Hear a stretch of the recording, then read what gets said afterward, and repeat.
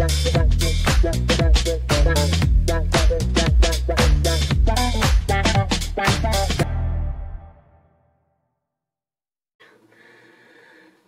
да видя за какво си изкажа неподготвен, като всички в интернет. За еврото, въвеждането. Какво разбира народа от това евро? Това е част от някакъв икономически механизъм на Евросъюза, за когото явно нашите управници са се разписали вече 100 пъти. Така че референдумите само ще забавят нещо неизбежно, според мене.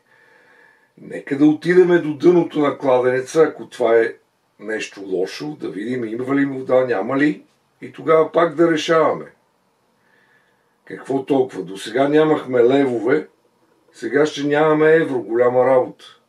Нека да видим какво е да имаме същите пари като немците. Може пък да ни се променят физиономиите малко.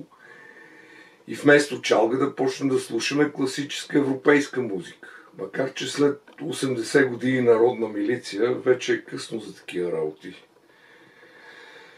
Да, по този случай едно ликьорче.